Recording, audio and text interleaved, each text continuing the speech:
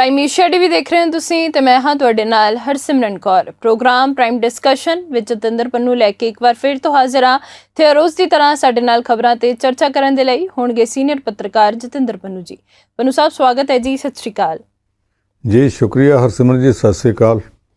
ਪੰਨੂ ਸਾਹਿਬ, ਪੰਜਾਬ ਸਰਕਾਰ ਲਗਾਤਾਰ ਪਟਵਾਰੀਆਂ ਦੀ ਹੜਤਾਲ ਤੇ ਸਖਤ ਰੂਪ ਦੇ ਵਿੱਚ ਨਜ਼ਰ ਆ ਰਹੀ ਹੈ। ਪਹਿਲਾਂ ਮੁੱਖ ਮੰਤਰੀ ਭਗਵੰਤ ਮਾਨ ਨੇ ਐਲਾਨ ਕੀਤਾ ਕਿ ਜੇਕਰ ਤੁਸੀਂ ਹੜਤਾਲ ਕਰਨੀ ਹੈ ਤਾਂ ਕਰੋ, ਉਸ ਤੋਂ ਬਾਅਦ ਤੁਹਾਡੀ ਛੱਡੀ ਹੋਈ ਕਲਮ ਕਿਹਨੂੰ ਫੜਾਉਣੀ ਹੈ ਉਹ ਫਿਰ ਪੰਜਾਬ ਸਰਕਾਰ ਤੈਅ ਕਰੇਗੀ। ਉਸ ਤੋਂ ਬਾਅਦ ਐਸਮਾ ਵੀ ਲਾਗੂ ਹੁੰਦਾ ਹੈ ਪੰਜਾਬ ਦੇ ਵਿੱਚ। ਤੇ ਹੁਣ ਸਰਕਾਰ ਨੇ ਇੱਕ ਨਵਾਂ ਐਲਾਨ ਕੀਤਾ ਹੈ, ਨਵੀਆਂ ਭਰਤੀਆਂ ਪਟਵਾਰੀਆਂ ਦੀਆਂ ਹੋਣ ਜਾ ਰਹੀਆਂ ਨੇ। ਨਾਲ ਹੀ ਇਹ ਵੀ ਐਲਾਨ ਕੀਤਾ ਗਿਆ ਕਿ ਬਾਇਓਮੈਟ੍ਰਿਕ ਤਰੀਕੇ ਦੇ ਨਾਲ ਜਿਹੜੀ ਅਟੈਂਡੈਂਸ ਹੈ ਉਹ ਲੱਗੇਗੀ। ਕਿਵੇਂ ਦੇਖਦੇ ਹੋ ਜੀ ਪੂਰੇ ਮਾਮਲੇ ਨੂੰ? ਹਰਸਿਮਰਨ ਜੀ, ਇਹਨਾਂ ਪਟਵਾਰੀਆਂ ਨੇ ਜਿਸ ਦਿਨ ਹੜਤਾਲ ਦਾ ਐਲਾਨ ਕੀਤਾ ਸੀ, ਮੈਂ ਉਸੇ ਦਿਨ ਕਿਹਾ ਸੀ ਤੁਸੀਂ ਗਲਤ ਕਰਦੇ ਪਏ ਹੋ ਜੀ। ਕੁਝ ਸਿਆਸੀ ਪਾਰਟੀਆਂ ਦੇ ਲੀਡਰਾਂ ਨੇ ਫਟਾਫਟ ਇਹਨਾਂ ਦੀ ਹਮਾਇਤ ਵਿੱਚ ਬਿਆਨ ਦਿੱਤੇ ਸੀ। ਮੈਂ ਉਦੋਂ ਵੀ ਸਮਝਦਾ ਸੀ ਕਿ ਉਹ ਸਿਆਸੀ ਪਾਰਟੀਆਂ ਵਾਲੇ ਇਹਨਾਂ ਨੂੰ ਇੱਕਦਮ ਫਸਾਉਣ ਦਾ ਯਤਨ ਕਰ ਰਹੇ ਆ। ਐਵੇਂ ਚੜ੍ਹ ਜਾ ਬੱਚਾ ਸੂੜੀ ਰਾਮ ਭਲੀ ਕਰੇ ਨਾ ਕਰੇ ਬਾਅਦ 'ਚ ਵੇਖਾਂਗੇ। ਇਹ ਸਿਆਸੀ ਪਾਰਟੀਆਂ ਦੇ ਲੀਡਰ ਤਾਂ ਆਪੋ ਵਿੱਚ ਇੱਕ ਦੂਸਰੇ ਦੇ ਖੈਰ ਖੁਆਹ ਨਹੀਂ ਹੁੰਦੇ, ਤੁਹਾਡੇ ਕਿੱਦਾਂ ਹੋ ਸਕਦੇ ਸੀ? ਜੀ, ਥੋੜ੍ਹਾ ਜਿਹਾ ਸੰਭਲ ਕੇ ਚੱਲਣਾ ਚਾਹੀਦਾ ਸੀ। ਇਹ ਸੰਭਲ ਕੇ ਨਹੀਂ ਚੱਲੇ। ਪੰਜਾਬ ਦੇ ਲੋਕਾਂ ਵਿੱਚ ਵੀ ਇਹਨਾਂ ਦੀ ਹੜਤਾਲ ਦਾ ਬਹੁਤ ਮਾੜਾ ਅਸਰ ਸੀ। ਹੜ੍ਹਾਂ ਦੇ ਵਿੱਚ ਲੋਕ ਫਸੇ ਬੈਠੇ ਹੋਣ ਤੇ ਹੜਤਾਲ ਕਰ ਲੈਣ, ਹੜ੍ਹਾਂ 'ਚ ਹੜਤਾਲ ਵਾਲੀ ਗੱਲ ਠੀਕ ਨਹੀਂ ਸੀ ਲੱਗਦੀ। ਇਹਨਾਂ ਨੂੰ ਚਾਹੀਦਾ ਸੀ ਕੁਝ ਸਮਾਂ ਰੁਕ ਜਾਂਦੇ, ਕੋਈ ਗੱਲਾਂ ਢੰਗ ਨਾਲ ਕਰਦੇ। ਦੂਸਰੀ ਗੱਲ ਇਹ ਕਿ ਇਹਨਾਂ ਨੇ ਮੁੱਦਾ ਬਣਾ ਲਿਆ ਸਾਡੇ ਕੋਲ 4-4 5-5 ਪਟਵਾਰ ਸਰਕਲ ਹੈ, ਇੱਕ ਪਟਵਾਰੀ ਕੋਲ ਸਾਡੇ ਤੋਂ ਕੰਮ ਵੱਧ ਕਰਾਇਆ ਜਾ ਰਿਹਾ। ਲੋਕਾਂ ਨੂੰ ਪੁੱਛੋ ਵੀ ਤੁਹਾਡੇ ਤੋਂ ਵੱਧ ਕੰਮ ਕਰਾਇਆ ਜਾ ਰਿਹਾ ਕਿ ਤੁਹਾਨੂੰ ਮੌਕਾ ਦਿੱਤਾ ਜਾ ਰਿਹਾ ਵੱਧ ਸਰਕਲ 3-3 4-4 ਸਰਕਲ ਸਾਂਭਣ ਦਾ? ਜੀ, ਸਾਡੇ ਕੋਲ ਇਹੋ ਜਿਹੀਆਂ ਮਿਸਾਲਾਂ ਨੇ ਪੰਜਾਬ ਪੱਧਰ ਤੇ। ਕੁਝ ਅਫਸਰ ਜਦੋਂ ਗੱਲ ਕਰਨਗੇ, ਮੈਂ ਕੀ ਕਰਾਂ ਜੀ, ਮੇਰੇ ਕੋਲ 3 ਮਹਿਕਮਿਆਂ ਦਾ ਚਾਰਜ ਹੈ। ਅਸਲ ਵਿੱਚ 3 ਮਹਿਕਮਿਆਂ ਦਾ ਚਾਰਜ ਨਹੀਂ, 3 ਮਹਿਕਮਿਆਂ ਦੇ ਮੌਕੇ ਉਸ ਇੱਕੋ ਅਫਸਰ ਕੋਲ ਹੁੰਦੇ ਆ। ਉਹਦੇ ਵਿੱਚੋਂ ਵੀ ਗੱਡੀਆਂ ਉਹਦੇ ਕਬਜ਼ੇ 'ਚ, ਸਾਰੇ ਦਾ ਸਟਾਫ ਉਹਦੀ ਮਰਜ਼ੀ 'ਚ ਜਿੱਦਾਂ ਮਰਜ਼ੀ ਕਰੇ। ਉਹਦੇ 'ਚੋਂ ਵੀ ਉਹਦੇ ਵਿੱਚੋਂ 3-4 ਮਹਿਕਮਿਆਂ ਉੱਥੇ ਵੀ ਇਹ ਰੌਲਾ ਇਸ ਗੱਲ ਦਾ ਪੈਂਦਾ ਰਹਿੰਦਾ। ਔਰ ਉੱਪਰਲੇ ਅਫਸਰ ਜੋ ਮਰਜ਼ੀ ਕਹਿਣ, ਉਹਨਾਂ ਦੇ ਥੱਲੇ ਕੰਮ ਕਰਨ ਵਾਲੇ ਬਹੁਤ ਗੱਲਾਂ ਦੱਸਦੇ ਨੇ। ਇੱਥੇ ਪਟਵਾਰੀਆਂ ਦੇ ਮਾਮਲੇ ਵਿੱਚ ਵੀ ਲੋਕ ਜਿਹੜੀਆਂ ਗੱਲਾਂ ਕਰਦੇ, ਇਹਨਾਂ ਨੂੰ ਹੁਣ ਧਿਆਨ ਨਾਲ ਸੁਣਨੀਆਂ ਚਾਹੀਦੀਆਂ ਕਿ ਤੁਹਾਨੂੰ 3-3 ਪਿੰਡ ਦਿੱਤੇ ਆ ਤੇ ਉਹਨਾਂ ਪਿੰਡਾਂ ਵਿੱਚ ਜੋ ਕੁਝ ਹੁੰਦਾ ਸਾਰਿਆਂ ਨੂੰ ਪਤਾ ਕਿ ਇਹ ਪਟਵਾਰੀ ਆਪ ਆਮ ਤੌਰ ਦੇ ਉੱਤੇ ਪਟਵਾਰਖਾਨੇ 'ਚ ਜਾਂਦੇ ਨਹੀਂ ਜਾਂ ਇੱਕ ਥਾਂ ਤੇ ਜਾਂਦੇ ਆ, ਬਾਕੀ 4 ਥਾਵਾਂ ਤੇ ਇਹਨਾਂ ਨੇ ਗੈਰ ਕਾਨੂੰਨੀ ਗੈਰ ਸਰਕਾਰੀ ਪਟਵਾਰੀ ਰੱਖੇ ਆ ਜਿਹੜੇ ਕੰਮ ਕਰਦੇ ਆ। ਉਹਨਾਂ ਦੇ ਨਾਲ ਜਿਸ ਤਰ੍ਹਾਂ ਦਾ ਸਿਸਟਮ ਚੱਲਦਾ ਪਿਆ, ਲੈ ਦੇ ਜਿਹੜੇ ਉਹ ਉੱਥੇ ਕੋਈ ਸੇਵਾ ਕਰਨ ਵਾਸਤੇ ਤਾਂ ਨਹੀਂ ਬੈਠੇ ਹੁੰਦੇ। ਆਖਿਰਕਾਰ ਉਹਨਾਂ ਦੇ ਵੀ ਢਿੱਡ ਲੱਗਾ, ਉਹਨਾਂ ਦੇ ਵੀ ਬੱਚੇ ਨੇ, ਮਤਲਬ ਪਰਿਵਾਰਾਂ ਵਾਲੇ ਨੇ। ਉਹ ਉੱਥੇ ਕਿਉਂ ਬੈਠਦੇ? ਮੁਫਤ ਕੰਮ ਨਹੀਂ ਕਰ ਰਹੇ ਤੇ ਉਹਨਾਂ ਦੀ ਤਨਖਾਹ ਫਿਰ ਕਿੱਥੋਂ ਆਉਂਦੀ ਹੈ? ਸਰਕਾਰ ਤਾਂ ਉਹਨਾਂ ਦੀ ਤਨਖਾਹ ਦਿੰਦੀ ਨਹੀਂ। ਇਹ ਪਟਵਾਰੀ ਉਹਨਾਂ ਦੀ ਤਨਖਾਹ ਕਿੱਥੋਂ ਦਿੰਦੇ? ਆਪਣੀ ਤਨਖਾਹ 'ਚੋਂ ਤਾਂ ਦੇ ਨਹੀਂ ਸਕਦੇ। ਇੱਕੋ ਹੀ ਫਾਰਮੂਲਾ ਕਿ ਤੁਸੀਂ ਆਪਣੀ ਤਨਖਾਹ ਵੀ ਕੱਢਣੀ ਆ ਤੇ ਇੱਕ ਤਨਖਾਹ ਆਪਣੀ ਤਨਖਾਹ ਜਿਹੜੀ ਅੱਗੇ ਵੀ ਦੇਣੀ ਆ ਕਿਸੇ ਨੂੰ। ਕਿਹਨੂੰ ਦੇਣੀ ਸਾਰਿਆਂ ਨੂੰ ਪਤਾ। ਇਹ ਜਿੱਦਾਂ ਦਾ ਕੰਮ ਪਿਛਲੇ ਸਮੇਂ 'ਚ ਇੱਥੇ ਚੱਲਦਾ ਪਿਆ ਸੀ। ਟਰਾਂਸਪੋਰਟ ਡਿਪਾਰਟਮੈਂਟ 'ਚ ਇਹ ਕੰਮ ਚੱਲਦਾ ਨਹੀਂ ਚੱਲਦਾ ਤੇ ਐਜੂਕੇਸ਼ਨ ਵਾਲਿਆਂ 'ਚ ਨਹੀਂ ਚੱਲਦਾ। ਟੀਚਰ ਨੂੰ ਜੇ 2 ਜਾਂ 3 ਸਕੂਲਾਂ ਚਾਰਜ ਦੇ ਦਿੱਤਾ ਜਾਵੇ, ਉਹ ਤਾਂ ਇੱਕ ਦਿਨ ਤੇਲ ਫੂਕ ਕੇ ਉਸ ਸਕੂਲ ਜਾਊਗਾ, ਇੱਕ ਦਿਨ ਉਸ 'ਚ, ਇੱਕ ਦਿਨ ਉਸ 'ਚ, 3 ਥਾਵਾਂ ਤੋਂ ਉਹ ਕੀ ਖਾ ਲੂਗਾ। ਪਰ ਬਾਕੀ ਥਾਵਾਂ ਲੋਕੀ ਜਿਹੜੇ ਤੁਹਾਡੇ ਬਾਰੇ ਕਮੈਂਟਸ ਕਰਦੇ, ਉਹਨਾਂ ਨੂੰ ਸਮਝੋ, ਸੰਭਲ ਕੇ ਚੱਲਣਾ ਚਾਹੀਦਾ ਸੀ। ਸੰਭਲ ਕੇ ਨਹੀਂ ਚੱਲ ਸਕੇ। ਹੁਣ ਜਿੱਥੇ ਹਾਲਾਤ ਪਹੁੰਚ ਗਏ, ਇਹਨਾਂ ਨੇ ਆਖਿਆ ਸੀ ਅਸੀਂ ਜਿਹੜੇ ਸਾਡੇ ਕੋਲ ਵਾਧੂ ਚਾਰਜ ਆ, ਐਡੀਸ਼ਨਲ ਚਾਰਜ ਆ, ਛੱਡ ਦਿਆਂਗੇ। ਛੱਡਣੇ ਇਹਨਾਂ 'ਚੋਂ ਥੋੜ੍ਹਿਆਂ ਨੇ ਆ, ਬਹੁਤਿਆਂ ਨੇ ਆਖਣਾ ਚੱਲ ਕੋਈ ਨਹੀਂ ਅਸੀਂ ਸਾਰੀ ਚੱਲਦੇ ਹਾਂ, ਉਹ ਨਹੀਂ ਤੇ ਇਸੇ ਤਨਖਾਹ 'ਤੇ ਕੰਮ ਕਰੀ ਚੱਲਾਂਗੇ। ਹਾਲਤ ਉੱਥੇ ਆਉਣੀ ਆ। ਪਰ ਸਰਕਾਰ ਨੇ ਇਹ ਕਹਿ ਦਿੱਤਾ ਕਿ ਅਸੀਂ 506 ਪਟਵਾਰੀ ਜਿਹੜੇ ਆ, ਟ੍ਰੇਨਿੰਗ ਲਗਭਗ ਪੂਰੀ ਹੋਈ ਪਈ ਆ, ਥੋੜ੍ਹਾ ਕੰਮ ਰਹਿੰਦਾ, ਉਹਨਾਂ ਨੂੰ ਅਸੀਂ ਫੀਲਡ ਵਿੱਚ ਕੱਢ ਰਹੇ ਹਾਂ। ਬਾਕੀ ਫੀਲਡ ਦੇ ਵਿੱਚ ਜਾ ਕੇ ਜਿਸ ਤਰ੍ਹਾਂ ਪ੍ਰੋਬੇਸ਼ਨਰ ਕੰਮ ਕਰਦਾ ਉਸੇ ਤਰ੍ਹਾਂ ਫੀਲਡ ਤੋਂ ਕਰਵਾ ਲਾਂਗੇ। ਹੁਣ ਭਾਵੇਂ 586 ਕਰਨ, ਭਾਵੇਂ 786 ਕਰ ਦੇਣ, ਉਹਨਾਂ ਦੀ ਮਰਜ਼ੀ ਆ। ਉਹਨਾਂ ਨੇ ਹੋਰ ਵੀ ਲਿਸਟ ਤਿਆਰ ਕਰ ਲਈ ਆ ਕਿ ਫਟਾਫਟ ਅਸੀਂ ਹੋਰ ਵੀ ਭਰਤੀ ਕਰਨੇ ਆ। ਇਸ ਵੇਲੇ ਕੰਪਿਊਟਰਾਈਜ਼ ਸਿਸਟਮ ਆ ਜਿਹਦੇ ਵਿੱਚ ਲੰਬੀ ਚੌੜੀ ਟ੍ਰੇਨਿੰਗ, ਕਾਨੂੰਨ ਪੜ੍ਹਾਉਣ ਦਾ ਕੰਮ ਬਾਅਦ ਵਿੱਚ ਹੋ ਜਾਵੇ। ਮੋਟੇ ਤੌਰ ਤੇ ਜਿਹੜੀਆਂ ਕਿਸਾਨਾਂ ਨੂੰ ਲੋੜਾਂ ਪੈਂਦੀਆਂ ਨੇ, ਫਰਦ ਕੱਢ ਕੇ ਦੇਣੀ ਆ, ਜਮ੍ਹਾਂਬੰਦੀ ਦੀ ਨਕਲ ਦੇਣੀ ਆ, ਰਜਿਸਟਰੀ ਕਰਾਉਣੀ, ਉਹਦੇ ਵਾਸਤੇ ਕੀ ਕੁਝ ਚਾਹੀਦਾ, ਉਹ ਮੋਟੀ ਟ੍ਰੇਨਿੰਗ ਉਹਨਾਂ ਨੂੰ ਮਿਲ ਚੁੱਕੀ ਆ। ਉਹਨਾਂ ਨੂੰ ਕੰਪਿਊਟਰ ਦੇ ਉੱਤੇ ਸਮਝਾਇਆ ਜਾ ਸਕਦਾ। ਇਹ 2-4 ਦਿਨਾਂ ਦਾ, 1 ਹਫ਼ਤੇ ਦਾ ਕੰਮ ਹੈ, ਉਹ ਆਪੋ ਆਪਣਾ ਚਾਰਜ ਆ ਕੇ ਸਾਂਭ ਲੈਣਗੇ। ਇਹ ਅੱਜ ਜਿਹੜੇ ਪਟਵਾਰੀ ਇਸ ਤਰ੍ਹਾਂ ਬਗਾਨੇ ਖੰਗੂਰੇ ਦੇ ਉੱਤੇ ਲੱਗ ਕੇ ਤੇ ਇਸ ਤਰ੍ਹਾਂ ਦੇ ਕਦਮ ਚੁੱਕਣ ਲੱਗੇ ਸੀ, ਤੁਸੀਂ ਵੇਖਿਓ ਥੋੜ੍ਹੇ ਸਮੇਂ ਤੱਕ ਇਹ ਆਪੋ 'ਚ ਪਛਤਾਉਣਗੇ। ਔਰ ਮੇਰੀ ਜਾਣਕਾਰੀ ਇਹ ਕਹਿੰਦੀ ਹੈ ਕਿ ਪਟਵਾਰੀਆਂ ਦੇ ਵਿੱਚ ਵੀ ਇਸ ਗੱਲ ਦੇ ਉੱਤੇ ਦੁਚਿੱਤੀ ਆ, ਮਤਭੇਦ ਵੀ ਨੇ। ਇਸੇ ਕਰਕੇ ਇਹਨਾਂ ਨੇ ਪਹਿਲਾਂ ਤਾਂ ਆਖਿਆ ਸੀ ਸਾਨੂੰ ਨਹੀਂ ਪਰਵਾਹ ਤੇਰੇ ਅਸਮਾਂ ਦੀ, ਅਸੀਂ ਹੜਤਾਲ ਤੇ ਚੱਲੇ ਆ, ਜਾ ਜੋ ਕਰਨਾ ਕਰ ਲਾ। ਜੀ ਮੁੜ ਕੇ ਕਹਿਤਾ ਨਹੀਂ ਅਸੀਂ ਹੜਤਾਲ ਤੇ ਕਰਾਂਗੇ, ਪਰ ਹੜਤਾਲ ਦੇ ਦੌਰਾਨ ਹੜ੍ਹ ਪੀੜਤਾਂ ਦਾ ਕੰਮ ਅਸੀਂ ਕਰੀ ਚੱਲਾਂਗੇ ਜੀ, ਉਹ ਨਹੀਂ ਰੋਕਦੇ। ਉਹਦੇ ਤੋਂ ਹਟ ਕੇ ਹੁਣ ਇੱਥੇ ਆ ਗਿਆ ਕਿ ਹੜਤਾਲ ਨਹੀਂ ਕਰਦੇ ਤੇ ਅਸੀਂ ਐਡੀਸ਼ਨਲ ਚਾਰਜ ਜਿਹੜੇ ਸਾਨੂੰ ਵਾਧੂ ਪਟਵਾਰ ਸਰਕਲ ਮਿਲੇ ਉਹ ਛੱਡਾਂਗੇ। ਇੰਨਾ ਕੁਝ ਕਰਨ ਨਾਲੋਂ ਜੇ ਪਹਿਲਾਂ ਥੋੜ੍ਹਾ ਜਿਹਾ ਸੋਚ ਕੇ ਚੱਲਦੇ ਇਸ ਹੱਦ ਤੱਕ ਨਾ ਆਉਂਦੇ ਤੇ ਜ਼ਿਆਦਾ ਚੰਗਾ ਨਹੀਂ ਸੀ। ਇਹ ਜਿਹੜਾ ਸਰਕਾਰਾਂ ਨੂੰ ਬਲੈਕਮੇਲ ਕਰਨ ਵਾਲਾ ਢੰਗ ਸੀ ਇਹ ਠੀਕ ਨਹੀਂ ਸੀਗਾ। ਔਰ ਇਹ ਸਰ ਇੱਕ ਜਿਹੜੇ ਪਟਵਾਰੀ ਦੇ ਪਿੱਛੇ ਲੱਗ ਕੇ ਇਹਨਾਂ ਨੇ ਇਹ ਗੱਲ ਕੀਤੀ, ਉਸ ਪਟਵਾਰੀ ਦੇ ਉੱਤੇ 4 ਮੁਕੱਦਮੇ ਆ। ਪਹਿਲਾਂ ਇਹ ਤਾਂ ਵੇਖ ਲੈਣਾ ਚਾਹੀਦਾ ਕਿ ਉਹ ਪਟਵਾਰੀ ਦੇ ਪਿੱਛੇ ਜਿਹਦੇ ਜਾਣਦੇ ਹੋ ਤੁਸੀਂ ਉਹ ਕਿੱਦਾਂ ਦਾ। ਅੱਗੇ ਜਦੋਂ ਪਿਛਲੇ ਸਾਲ ਤਹਿਸੀਲਦਾਰਾਂ ਦੀ ਹੜਤਾਲ ਦੀ ਗੱਲ ਕੀਤੀ ਸੀ ਉਦੋਂ ਵੀ ਬਹੁਤ ਲੋਕੀ ਗੱਲਾਂ ਕਰਦੇ ਸੀ। ਕੁਝ ਮਹਿਕਮੇ ਲੋਕਾਂ ਦੇ ਉੱਦਾਂ ਵੀ ਅੱਖਾਂ 'ਚ ਰੜਕਦੇ ਹੁੰਦੇ ਆ, ਉਹਨਾਂ ਨੂੰ ਬਹੁਤ ਸੰਭਲ ਕੇ ਲੋਕਾਂ ਨਾਲ ਆਪਣੇ ਸੰਬੰਧ ਸੁਧਾਰਨੇ ਚਾਹੀਦੇ ਆ। ਇਹ ਪਟਵਾਰੀ ਕੋਈ ਬਾਹਰੋਂ ਨਹੀਂ ਆਏ, ਨਾ ਇਹ ਇੰਗਲੈਂਡ ਤੋਂ ਆਏ ਆ, ਨਾ ਇਹ ਅਫਰੀਕਾ ਤੋਂ ਆਏ ਆ, ਇਹ ਲੋਕਾਂ ਦੇ ਵਿੱਚੋਂ ਨੇ। ਜਦੋਂ ਇਹ ਲੋਕਾਂ 'ਚ ਜਾਂਦੇ ਆ ਤੇ ਇਹ ਨਹੀਂ ਸਮਝਣਾ ਚਾਹੀਦਾ ਕਿ ਤੁਹਾਡੇ ਦਫ਼ਤਰ 'ਚ ਆ ਕੇ ਲੋਕੀ ਤੁਹਾਨੂੰ ਸਾਹਿਬ ਜੀ ਜਨਾਬ ਕਰਦੇ ਆ ਤੇ ਅੱਖ ਬਚਾ ਕੇ ਪਾਸੇ ਜਾ ਕੇ ਕੰਧੋਲੇ ਵੀ ਮਿਲਦੇ ਆ। ਦੂਜੀ ਗੱਲ ਧਿਆਨ ਨਾਲ ਸੁਣੋ, ਜਦੋਂ ਤੁਸੀਂ ਵਿਆਹ ਸ਼ਾਦੀਆਂ ਤੇ ਜਾਂਦੇ ਹੋ, ਜਦੋਂ ਕਿਸੇ ਦੇ ਮਰਨੇ ਪਰਤੇ ਤੇ ਜਾਂਦੇ ਹੋ, ਜਦੋਂ ਤੁਸੀਂ ਸਮਾਜੀ ਸਮਾਗਮਾਂ ਤੇ ਜਾਂਦੇ ਹੋ, ਉੱਥੇ ਬਹਿ ਕੇ ਤੇ ਵੇਖੋ ਲੋਕੀ ਤੁਹਾਡੇ ਬਾਰੇ ਗੱਲਾਂ ਕੀ ਕਰਦੇ ਪਏ ਆ। ਇਹਨਾਂ ਅਕਸ ਖਰਾਬ ਕਿਉਂ ਹੋਇਆ ਪਿਆ ਇਹ ਜਿਹੜੀਆਂ ਇਹ ਗੱਲਾਂ, ਤੂੰ ਕਾਹਦਾ ਪਟਵਾਰੀ ਵੇ ਮੁੰਡਾ ਮੇਰਾ ਰੋਏ ਅੰਬ ਨੂੰ, ਇਹਦਾ ਮਤਲਬ ਮੁੰਡਾ ਪਟਵਾਰੀ ਕੋਲੋਂ ਮੁਫਤ ਅੰਬ ਵੀ ਡਿੱਗਦਾ ਪਿਆ ਵੀ ਇਹ ਆਵੇ ਤੇ ਲੈ ਕੇ ਆਇਆ ਕਰੇ। ਇਹ ਜਿਹੜੀਆਂ ਗੱਲਾਂ ਸੀਗੀਆਂ ਚੱਲਦੀਆਂ, ਇਹਨਾਂ ਨੂੰ ਹੁਣ ਆਉਣ ਵਾਲੇ ਸਮੇਂ 'ਚ ਆਪਣਾ ਅਕਸ ਸੁਧਾਰਨਾ ਚਾਹੀਦਾ। ਆਹ ਜੋ ਕੁਝ ਹੋ ਗਿਆ ਇਸ ਹੜਤਾਲ ਦੇ ਵਿੱਚੋਂ, ਨਾਲ ਮੈਂ ਇਹ ਵੀ ਆਖੂੰਗਾ ਪੰਜਾਬ ਸਰਕਾਰ ਨੂੰ ਵੀ ਕਿ ਜਿਹੜੇ ਪਿਛਲੇ ਸਾਲਾਂ ਦੇ ਰੱਖੇ ਹੋਏ, ਪਿਛਲੇ ਸਾਲ ਦੇ ਜਾਂ ਉਸ ਤੋਂ ਪਹਿਲਾਂ ਦੇ ਕੋਲ ਰੱਖੇ ਹੋਏ, ਮੈਨੂੰ ਨਹੀਂ ਪਤਾ ਕਿੰਨੇ ਅਕਾਊਂਟ ਨੇ, ਜੇ ਰੱਖੇ ਆ ਜਿਹੜੇ 5-5 ਹਜ਼ਾਰ ਤੇ ਰੱਖੇ, ਉਹਨਾਂ ਦੇ ਪੱਤੇ ਇੱਕਦਮ ਥੋੜ੍ਹੇ ਜਿਹੇ ਇੰਪਰੂਵ ਕਰਨੇ ਚਾਹੀਦੇ ਆ। ਇੰਨੇ ਪੈਸਿਆਂ 'ਚ ਗੁਜ਼ਾਰਾ ਕੋਈ ਨਹੀਂ ਹੁੰਦਾ। ਉਹਨਾਂ ਤੋਂ ਜੇ ਕੰਮ ਲੈਣਾ, ਜੇ ਤੁਸੀਂ ਚਾਹੁੰਦੇ ਆ ਕਿ ਇਹੋ ਜਿਹੇ ਸੰਕਟ ਦੇ ਸਮੇਂ 'ਚ ਸਰਕਾਰ ਦੇ ਨਾਲ ਮਿਲ ਕੇ ਚੱਲਣ ਤੇ ਕੁਝ ਕੰਮ ਕਰਨ, ਸਰਕਾਰ ਬਹੁਤ ਸਾਰੇ ਖਰਚੇ ਹੋਰ ਕਰਦੀ ਹੈ।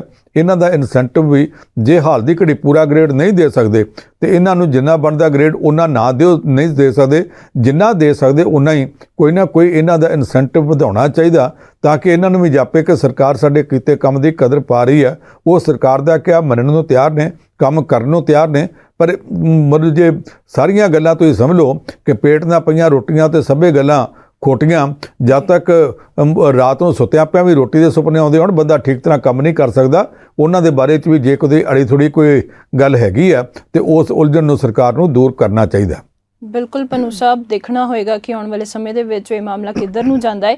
ਉਧਰ ਹਰਿਆਣਾ ਸਿੱਖ ਗੁਰਦੁਆਰਾ ਪ੍ਰਬੰਧਕ ਕਮੇਟੀ ਤੇ ਬਲਜੀਤ ਸਿੰਘ ਦਾਦੂਵਾਲ ਧੜੇ ਦੇ ਵਿੱਚ ਵੀ ਲਗਾਤਾਰ ਕਈ ਦਿਨਾਂ ਤੋਂ ਖਿੱਚੋਤਾਣ ਹੈ ਜਿਹੜੀ ਉਹ ਚੱਲ ਰਹੀ ਹੈ। ਕਈ ਥਾਵਾਂ ਤੋਂ ਹੱਥੋਂ-ਪਾਈ ਦੀਆਂ ਖਬਰਾਂ ਵੀ ਬੀਤੇ ਸਮੇਂ ਦੇ ਵਿੱਚ ਆ ਚੁੱਕੀਆਂ ਨੇ।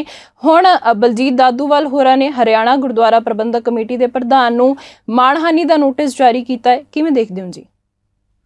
ਦੇਖੋ, ਕਿਸੇ ਨੇ ਕਿਸੇ ਦੀ ਮਾਣਹਾਨੀ ਕੀਤੀ ਹੈ ਕਿ ਨਹੀਂ ਕੀਤੀ, ਕਿਸੇ ਨੇ ਕਿਸੇ ਨੂੰ ਨੋਟਿਸ ਦਿੱਤਾ ਕਿ ਨਹੀਂ ਦਿੱਤਾ, ਕਿਸੇ ਨੇ ਕਿਸੇ ਦੇ ਨੋਟਿਸ ਦਾ ਜਵਾਬ ਦੇਣਾ ਕਿ ਨਹੀਂ ਦੇਣਾ, ਇਹ ਸਾਰਾ ਕੁਝ ਪਾਸੇ ਰਹਿਣ ਦਿਓ। ਮੈਂ ਇਹਦੇ 'ਤੇ ਨਹੀਂ ਜਾਣਾ ਚਾਹੁੰਦਾ। ਮੈਂ ਦੂਜੀ ਗੱਲ 'ਤੇ ਹਾਂ ਕਿ ਜੇ ਇਹੋ ਹਾਲਾਤ ਹੋਣਗੇ ਤੇ ਫਿਰ ਡੂਬੇਗੀ ਕਿਸ਼ਤੀ ਤੇ ਡੂਬੇਗੇ ਸਾਰੇ, ਨਾ ਤੁਮ ਹੀ ਬਚੋਗੇ ਨਾ ਸਾਥੀ ਤੁਮਾਰੇ, ਤੁਹਾਡੇ 'ਚੋਂ ਕਿਸੇ ਨੇ ਵੀ ਬਚਣਾ ਨਹੀਂ। ਅੱਜ ਜਿਹੜੀ ਕਮੇਟੀ ਤੁਸੀਂ ਇੰਨੇ ਸਾਲ ਲੜ ਕੇ ਬਣਵਾਈ ਸੀ, ਤੁਸੀਂ ਆਪਣੀਆਂ ਇਹਨਾਂ ਹਰਕਤਾਂ ਦੇ ਨਾਲ ਉਹ ਕਮੇਟੀ ਵੀ ਗਵਾ ਲੈਣੀ ਆ। ਤੁਸੀਂ ਜਿੱਥੋਂ ਤੁਰੇ ਸੀ ਉਸੇ ਥਾਂ 'ਤੇ ਆ ਜਾਓਗੇ। ਜਦੋਂ ਪਰੇਡ ਕਰਨ ਲੱਗਿਆ ਜਵਾਨ ਕਾਹਲੀ ਕਰਕੇ ਨਿਕਲ ਜਾਣ, ਥੋੜ੍ਹਾ ਜਿਹਾ ਗਾਂਹ ਪਿਛਾਂ, ਕੋਈ ਅੱਗੇ ਚੱਲ ਜੇ ਕੋਈ ਪਿੱਛੇ ਚੱਲ ਜੇ, ਤੇ ਉਹਨਾਂ ਦਾ ਸੂਬੇਦਾਰ ਫਿਰ ਕਹਿੰਦਾ ਹੁੰਦਾ ਚਲੋ ਜੈਸੇ ਥੇ ਦਾ ਮਤਲਬ ਕਿ ਜਿੱਥੋਂ ਤੁਰੇ ਸੀ ਚਲੋ ਉੱਥੇ ਜਾ ਕੇ ਖਲੋ ਜਾਓ। ਉਹ ਫਿਰ ਉੱਥੇ ਪਹੁੰਚ ਜਾਂਦੇ ਹੁੰਦੇ ਆ। ਇਹ ਹੁਣ ਜੈਸੇ ਥੇ ਵਾਲੀ ਪੋਜੀਸ਼ਨ 'ਚ ਆਉਂਦੇ ਜਾਂਦੇ ਆ। ਪਹਿਲਾਂ ਇੰਨੇ ਸਾਲ ਲੜਦੇ ਰਹੇ ਸਾਡੀ ਕਮੇਟੀ ਬਣ ਜੇ। ਉਦੋਂ ਇੱਕੋ ਗੱਲ ਕਹੀ ਜਾਂਦੇ ਸੀ ਸ਼੍ਰੋਮਣੀ ਗੁਰਦੁਆਰਾ ਪ੍ਰਬੰਧਕ ਕਮੇਟੀ ਤੋਂ ਵੱਖਰੇ ਹੋਣਾ। ਵੱਖਰੇ ਜੇ ਹੋ ਹੀ ਗਏ, ਤੁਹਾਨੂੰ ਮੌਕਾ ਹੀ ਮਿਲ ਗਿਆ ਤੇ ਤੁਹਾਨੂੰ ਤਾਂ ਟਿਕ ਕੇ ਬਹਿਣਾ ਨਹੀਂ ਆਉਂਦਾ। ਜਿਸ ਦਿਨ ਦੀ ਤੁਹਾਡੀ ਕਮੇਟੀ ਬਣੀ ਆ, ਤੁਸੀਂ ਉਸੇ ਦਿਨ ਦੀ ਜਿਹੜੀ ਛਿੰਝ ਪਾਈ ਆ, ਜਿੱਦਾਂ ਦਾ ਤਮਾਸ਼ਾ ਬਣਾਇਆ ਪਿਆ, ਹਰਿਆਣੇ ਦੇ ਲੋਕ ਵੀ ਕਹਿਣਗੇ, ਪੰਜਾਬ ਦੇ ਵੀ ਕਹਿਣਗੇ, ਸਾਰੇ ਭਾਰਤ ਦੇ, ਸਮੁੱਚੇ ਭਾਰਤ ਦੇ ਸਿੱਖ ਤੁਹਾਡੇ ਨਾਂ ਲੈ ਕੇ ਹੱਸਣਗੇ ਕਿ ਆਹ ਬੰਦੇ ਆ ਜਿਹੜੇ ਟਕੇ ਦੀਆਂ ਗੱਲਾਂ ਕਰਦੇ ਆ, ਆਹ ਬੰਦੇ ਆ ਇਹ ਗੁਰਦੁਆਰਾ ਕਮੇਟੀ ਚਲਾਉਣਗੇ, ਆਹ ਬੰਦੇ ਆ ਜਿਹੜੇ ਸਿੱਖਾਂ ਨੂੰ ਸੇਧ ਦੇਣਗੇ, ਜਿਹੜੇ 5 ਮਿੰਟ ਆਪੋ 'ਚ ਮਿਲ ਕੇ ਨਹੀਂ ਬੈਠ ਸਕਦੇ। ਤੁਹਾਡੇ ਬਾਰੇ ਜਿਹੜੀਆਂ ਗੱਲਾਂ ਹੁੰਦੀਆਂ ਪਈਆਂ, ਥੋੜ੍ਹਾ ਜਿਹਾ ਸੋਚੋ ਕਿ ਮਾੜਾ ਮੋਟਾ ਅਕਲ ਨੂੰ ਹੱਥ ਮਾਰੋ। ਜੇ ਤੁਹਾਡੀ ਕਮੇਟੀ ਬਣਾਈ ਸੀ, ਅਸੀਂ ਇਹ ਸਮਝਦੇ ਸਾਂ ਕਿ ਤੁਹਾਡਾ ਹੱਕ ਬਣਦਾ। ਜੇ ਪੰਜਾਬ ਵਿੱਚ ਸ਼੍ਰੋਮਣੀ ਗੁਰਦੁਆਰਾ ਪ੍ਰਬੰਧਕ ਕਮੇਟੀ ਤੋਂ ਤੁਸੀਂ ਵੱਖਰਾ ਹੋਣਾ ਚਾਹੁੰਦੇ ਹੋ, ਅਜੇ ਤੇ ਹਿਮਾਚਲ ਵਾਲੇ ਨਹੀਂ ਹੋਏ, ਤੁਸੀਂ ਇੱਥੇ ਹੋਏ ਹੋ, ਤੁਹਾਡੀ ਕਾਨੂੰਨੀ ਲੜਾਈ ਵੀ ਲੜਨੀ ਪਈ। ਪਹਿਲਾਂ ਹਰਿਆਣੇ ਦੀ ਸਰਕਾਰ ਜਿਹੜੀ ਹੈਗੀ ਭੁਪਿੰਦਰ ਸਿੰਘ ਹੁੱਡਾ ਵਾਲੀ ਉਹ ਬਣਾ ਗਈ ਤੇ ਬੀਜੇਪੀ ਵਾਲੇ ਵੇਖਦੇ ਰਹੇ ਕਿ ਸਾਨੂੰ ਕੀ। ਜਦੋਂ ਅਕਾਲੀ ਦਲ ਦਾ ਭਾਜਪਾ ਨਾਲ ਤੋੜ ਵਿਛੋੜਾ ਹੋਇਆ ਤੇ ਉਹਨਾਂ ਨੇ ਵੀ ਹੱਥ ਪਿੱਛੇ ਖਿੱਚ ਲਿਆ। ਫਿਰ ਸੁਪਰੀਮ ਕੋਰਟ ਜਾ ਕੇ ਸ਼੍ਰੋਮਣੀ ਗੁਰਦੁਆਰਾ ਪ੍ਰਬੰਧਕ ਕਮੇਟੀ ਜਿਹਦੀ ਅਗਵਾਈ ਬਾਦਲ ਅਕਾਲੀ ਦਲ ਕਰਦਾ, ਇਹ ਉੱਥੇ ਕੇਸ ਹਾਰ ਗਈ। ਇਹਨਾਂ ਨੇ ਫਿਰ ਬਹੁਤ ਵੱਡੀਆਂ ਗੱਲਾਂ ਕੀਤੀਆਂ। ਇਹ ਤੇ ਐਡਾ ਵੱਡਾ ਧੱਕਾ, ਐਡਾ ਸਾਡਾ ਨੁਕਸਾਨ ਹੋ ਗਿਆ ਸਿੱਖੀ ਦਾ, ਜਿੱਡਾ ਅੱਜ ਤੱਕ ਕਦੇ ਇਤਿਹਾਸ ਵਿੱਚ ਹੋਇਆ ਹੀ ਨਹੀਂ। ਹਾਲਾਂਕਿ ਇਹਦੇ ਨਾਲ ਵੱਡੇ ਹੋਏ ਨੇ ਨੁਕਸਾਨ, ਪਰ ਐਡੀ ਬੜੀ ਛੋਟੀ ਗੱਲ ਕਹਿਤੀ ਕਿ ਐਡਾ ਨੁਕਸਾਨ ਕਦੇ ਹੋਇਆ ਹੀ ਨਹੀਂ। ਜੇ 5-6 ਗੁਰਦੁਆਰਿਆਂ ਦੀ ਗੋਲਕ ਤੁਹਾਡੇ ਕੋਲ ਖੁੱਸ ਜਾਵੇ ਤੇ ਐਡਾ ਵੱਡਾ ਨੁਕਸਾਨ ਹੋ ਗਿਆ। ਕਿੱਡੇ ਵੱਡੇ ਨੁਕਸਾਨ ਨੇ। ਇੱਥੇ ਘੱਲੂਘਾਰੇ ਹੁੰਦੇ ਰਹੇ, ਉਹ ਛੋਟੇ ਸੀ ਤੇ ਵੱਡਾ ਨੁਕਸਾਨ ਹੋ ਗਿਆ। ਪਰ ਜਿਹੜੀ ਗੁਰਦੁਆਰਾ ਕਮੇਟੀ, ਸ਼੍ਰੋਮਣੀ ਗੁਰਦੁਆਰਾ ਪ੍ਰਬੰਧਕ ਕਮੇਟੀ ਹੁਣ ਤੱਕ ਇਹ ਕਹਿੰਦੀ ਸੀ ਕਿ ਹਰਿਆਣੇ ਦੀ ਵੱਖਰੀ ਗੁਰਦੁਆਰਾ ਕਮੇਟੀ ਬਣੀ ਕਿਉਂ ਆ, ਉਹ ਇਸ ਵੇਲੇ ਕੱਛਾਂ ਵਜਾਉਂਦੇ ਆ ਕਿ ਇਹ ਬੰਦੇ ਇਸੇ ਔਕਾਤ ਵਾਲੇ ਸੀ। ਵੇਖਿਆ ਲੱਗ ਗਿਆ ਪਤਾ। ਉਹ ਹਰਿਆਣੇ ਦੀ ਗੁਰਦੁਆਰਾ ਕਮੇਟੀ ਜਦੋਂ ਬਣੀ, ਸੁਪਰੀਮ ਕੋਰਟ ਤੋਂ ਕੇਸ ਜਿੱਤ ਲਿਆ, ਪਹਿਲੀ ਮੀਟਿੰਗ ਵਿੱਚ ਹੀ ਤੁਸੀਂ ਆਪੋ 'ਚ ਲੜ ਪਏ। ਜਿਹੜੇ ਬੰਦੇ ਨੇ ਸਭ ਤੋਂ ਪਹਿਲਾਂ ਇਹ ਕੇਸ ਚੁੱਕਿਆ ਸੀ, ਉਹ ਦਿਦਾਰ ਸਿੰਘ ਨਲਵੀ ਤੇ ਜਗਦੀਸ਼ ਸਿੰਘ ਝਿੰਡਾ ਹੀ ਇਕੱਠੇ ਨਹੀਂ ਰਹਿ ਸਕੇ। ਉਹਨਾਂ ਤੋਂ ਬਾਅਦ ਮੁੜ ਕੇ ਦੂਸਰਿਆਂ ਦੇ ਮਤਭੇਦ, ਫਿਰ ਮੀਟਿੰਗ ਕਰਵਾਈ ਗਈ ਤੇ ਉਹਦੇ ਵਿੱਚ ਪ੍ਰਧਾਨਗੀ ਦੇ ਸਵਾਲ ਤੇ ਰੇੜਕਾ। ਕਦੇ ਸੰਤ ਦਾਦੂਵਾਲ ਨੂੰ ਬਣਾਤਾ, ਅਗਲੀ ਵਾਰੀ ਉਹਨੂੰ ਕੱਢ ਕੇ ਕਿਸੇ ਹੋਰ ਨੂੰ ਬਣਾਤਾ। ਇਹਨਾਂ ਦੀ ਆਪਸ ਵਿੱਚ ਕੋਈ ਤੈਅ ਹੀ ਨਹੀਂ ਬਹਿੰਦੀ। ਇਹਨਾਂ ਤਮਾਸ਼ਾ ਬਣਾਇਆ ਪਿਆ। ਜੇ ਮੁੜ ਕੇ ਉੱਥੇ ਚੋਣ ਕਰਨ ਲੱਗੇ ਤੇ ਚਲਦੀ ਚੋਣ 'ਚ ਪਤਾ ਨਹੀਂ ਸਾਰਿਆਂ ਨੂੰ ਝਾਕ ਸੀ ਕਿ ਮੈਂ ਹੀ ਪ੍ਰਧਾਨ ਬਣਨਾ। ਅਜੇ ਪ੍ਰਧਾਨ ਦਾ ਨਾਂ ਹੀ ਪੇਸ਼ ਹੋਇਆ ਤੇ ਇੱਕ ਜਣਾ ਚੁਣਿਆ ਗਿਆ ਤੇ ਦੂਸਰਿਆਂ ਦੇ ਵਿੱਚੋਂ ਇੱਕ ਜਣਾ 3 ਬੰਦੇ ਨਾਲ ਲੈ ਕੇ ਤੇ ਉੱਠ ਕੇ ਆ ਗਿਆ ਵਾਕਆਊਟ ਕਰਕੇ, ਜਿੱਦਾਂ ਅਸੈਂਬਲੀ 'ਚੋਂ ਵਾਕਆਊਟ ਕਰੀਦੇ ਆ। ਇਹ ਤੋਂ ਜਾਪਦਾ ਨਹੀਂ ਕਿ ਤੁਸੀਂ ਚੌਧਰਾਂ ਵਾਸਤੇ ਤੇ ਗੋਲਕਾਂ ਵਾਸਤੇ ਲੜਦੇ ਪਏ, ਤੁਹਾਡੇ ਬਾਰੇ ਲੋਕੀ ਗੱਲਾਂ ਕਰਦੇ ਪਏ ਨੇ। ਇਹੋ ਕੁਝ ਕਰਨਾ ਸੀ। ਜੇ ਆਹ ਕੁਝ ਕਰਨਾ ਸੀ, ਤੁਸੀਂ ਵੱਖਰੀ ਗੁਰਦੁਆਰਾ ਕਮੇਟੀ ਬਣਾਈ ਕਿਉਂ ਸੀ? ਫਿਰ ਉਹਦੇ ਤੋਂ ਬਾਅਦ ਆ ਗੁਰਦੁਆਰਾ ਕਮੇਟੀ ਬਣੀ ਤੇ ਬਣਦਿਆਂ ਸਾਰੀ ਇਹਦੀਆਂ ਮੀਟਿੰਗਾਂ 'ਚ ਤੁਸੀਂ ਰੱਫੜ ਪਾ ਕੇ ਬਹਿ ਗਏ ਆ। ਤੁਸੀਂ ਕਿਹੜੀ ਉੱਥੇ ਪੈਲੀ ਵੰਡਣੀ, ਆਪੋ 'ਚ ਜਗੀਰਾਂ ਵੰਡਣੀਆਂ, ਕਰਦੇ ਕੀ ਪਏ ਹੋ ਤੁਸੀਂ?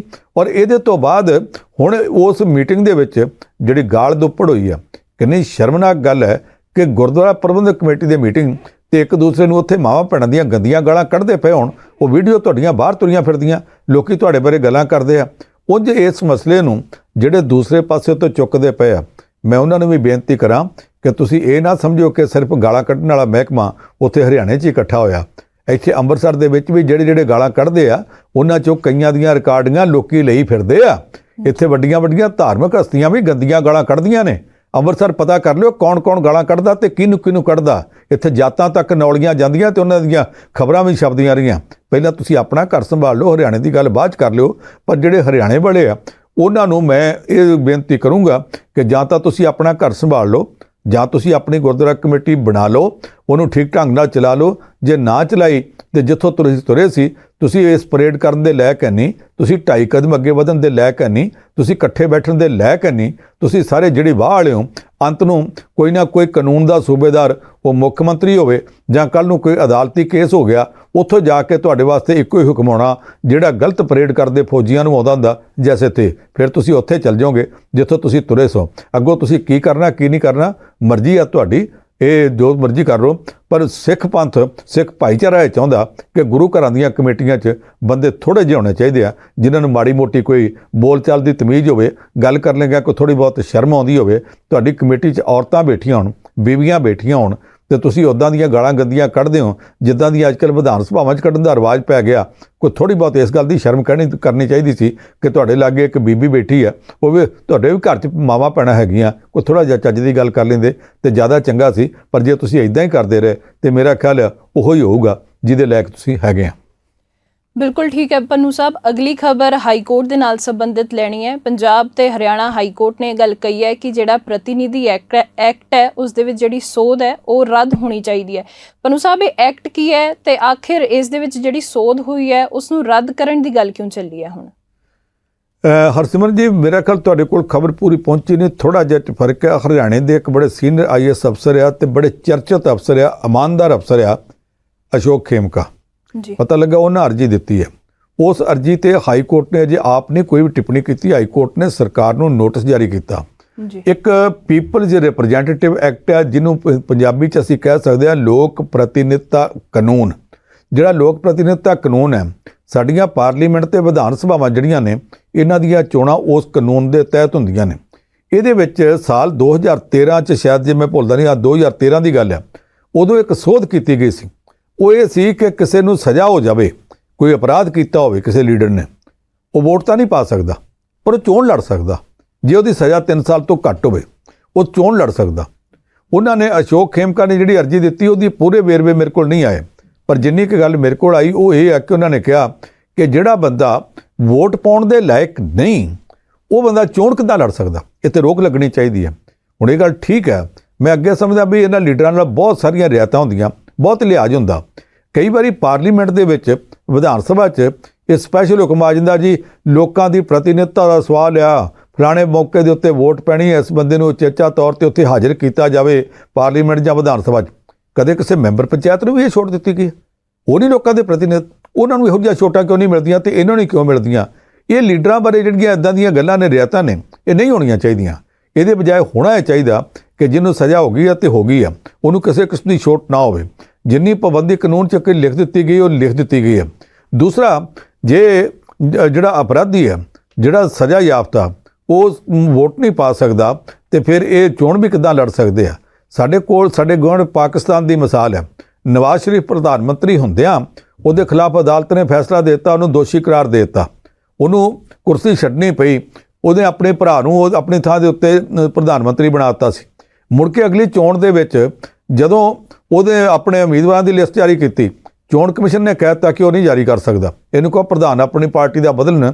ਜਿਹੜੇ ਬੰਦੇ ਨੂੰ ਆਪ ਨੂੰ ਸਜ਼ਾ ਹੋਈ ਹੋਣ ਕਰਕੇ ਨਾ ਚੋਣ ਲੜਨ ਦਾ ਅਧਿਕਾਰ ਆ, ਨਾ ਵੋਟ ਪਾਉਣ ਦਾ ਅਧਿਕਾਰ ਆ, ਉਹਨੂੰ ਇਹ ਅਧਿਕਾਰ ਕਿੱਦਾਂ ਮਿਲ ਗਿਆ ਕਿ ਚੋਣ ਕਮਿਸ਼ਨ ਨੂੰ ਹਦਾਇਤ ਕਰੇ ਕਿ ਫਲਾਣੇ ਬੰਦਿਆਂ ਨੂੰ ਮੈਂ ਉਮੀਦਵਾਰ ਬਣਾ ਦਿੱਤਾ, ਤੈਨੂੰ ਚੋਣ ਨਿਸ਼ਾਨ ਦਿਓ?